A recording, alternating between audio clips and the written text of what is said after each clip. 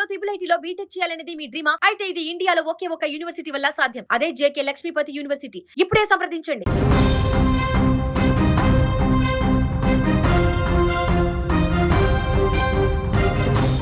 కర్ణాటక సరిహద్దులలో ఘోర రోడ్డు ప్రమాదం చోటు చేసుకుంది. బాగేపల్లి సమీపంలో వేగంగా వెళ్తున్న ఓ ఆటో అదుపు తప్పి ఎదురుగా వస్తున్న కంటైనర్ లారీని బలంగా ఢీకొట్టింది. ఈ దుర్ఘటనలో ఆటోలో ప్రయాణిస్తున్న 6 వ్యక్తులు అక్కడికక్కడే ప్రాణాలు కోల్పోయారు. మృతులంతా రోజువారీ పనుల కోసం వెళ్తున్నటువంటి కూలీలుగానే తెలుస్తోంది. ప్రమాద తీవ్రత ఎక్కువగా ఉండడంతో ఆటో పూర్తిగా నుజ్జునుజ్జైంది. ఈ ఘటనలో మరికొందరికి తీవ్ర గాయాలయ్యాయి. ప్రమాదం జరిగిన వెంటనే స్థానికులు, పోలీసులు స్పాట్కు వెళ్లి సహాయక చర్యలు చేపట్టారు. గాయపడిన వారిని చికిత్స నిమిత్తం సమీపంలోని ఆసుపత్రికి తరలించారు.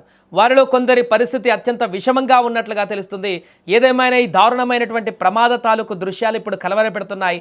ఆ ఘటనలో రోజువారీ కూలీలు ఉదయం వెళ్ళి సాయంత్రము పొట్టకూటి కోసము కూలి పనుల కోసం వెళ్ళి ఉదయం ఇంట్లో నుంచి బయటకు వెళ్ళి సాయంత్రం మరలా ఇంటికి తేరుకొని అక్కడ వచ్చినటువంటి రోజువారీ కూలీలతో జీవనాన్ని కొనసాగించేటువంటి పేద కార్మికులు ఈరోజు చనిపోయినటువంటి దుర్వార్త ఇప్పుడు అక్కడ అందరినీ కలిచివేస్తుంది.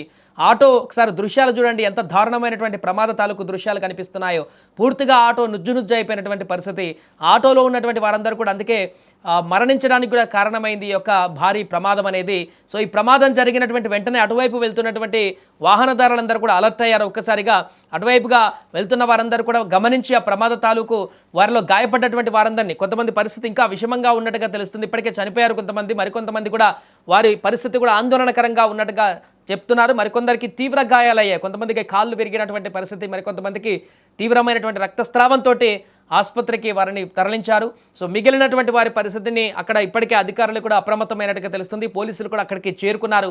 ఆటోలో ప్రయాణిస్తున్నటువంటి ఆ ప్రయాణికుల వివరాలన్నీ కూడా సేకరిస్తున్నారు. ఎక్కడి నుంచి వారు బయలుదేరారు, ఎక్కడి నుంచి ఎక్కడికి వెళుతున్నారు, ఎక్కడ ఈ ప్రమాదం జరిగింది, దానికి గల కారణాలు ఏంటి అనేటువంటి అన్ని వివరాలను కూడా ఇప్పుడు పూర్తి స్థాయిలో దర్యాప్తు చేసేటువంటి అవకాశం కనిపిస్తుంది. ఏదేమైనా కూడా నిత్యము కూలీ పనుల కోసం వెళ్ళి ఉదయం ఇంట్లో నుంచి వెళ్ళినటువంటి తమ కుటుంబ సభ్యులు మరలా సాయంత్రం అయితే ఆ కూలి పనులు కొనసాగించుకొని పూర్తి చేసి మరలా సాయంత్రం ఇంటికి వస్తారని ఎదురు చూస్తున్నటువంటి ఆ కుటుంబ సభ్యులకు ఇదొక పెద్ద విషాద వార్తగా మిగిలింది.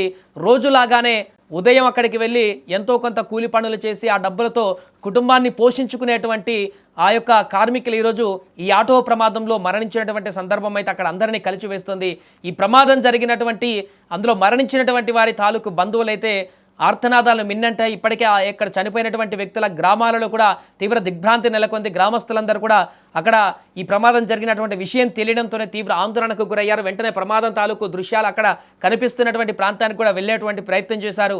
మిగిలిన గాయపడ్డటువంటి వారి పరిస్థితి, ముఖ్యంగా గాయపడ్డటువంటి వారిలో కొంతమంది పరిస్థితి ఆందోళనకరంగా విషమంగా ఉండడం చేత వారి కుటుంబ సభ్యులు, వారికి సంబంధించినటువంటి శ్రేయభిలాషాలందరూ కూడా వారి గురించి ఆరా తీయడం మొదలుపెట్టారు. ఇప్పటికే వారికి సమీపంలోని ఆసుపత్రికి తీసుకువెళ్ళినట్టుగా తెలుస్తుంది. హాస్పిటల్ వద్ద కూడా రోదనలు మిన్నంటాయి. అక్కడ వారి పరిస్థితి చూసి చలించిపోతున్నారు. కొందరిది కొంత అత్యంత ఐసీయూలో పెట్టి చికిత్స అందిస్తున్నటువంటి పరిస్థితి నెలకొంది. కాబట్టి వారు ప్రాణాలతో బయటపడాలి, వారికి ఎలాంటి ఆపద రాకూడదంటూ అక్కడికి వచ్చినటువంటి వారి శ్రేయభిలాషులు కానీ బంధువులు వారందరూ కూడా రోదనలు చేస్తున్నటువంటి పరిస్థితి నెలకొంది. ఏదేమైనా ఈ జరిగినటువంటి ఊహించని ప్రమాద ఘటనలో వారు చనిపోవడం, కొంతమంది మిగతా వారి పరిస్థితి ఆందోళనకరంగా మారడం అయితే ఇప్పుడు అక్కడున్న వారందరినీ కూడా తీవ్రంగా కలిచివేస్తోంది.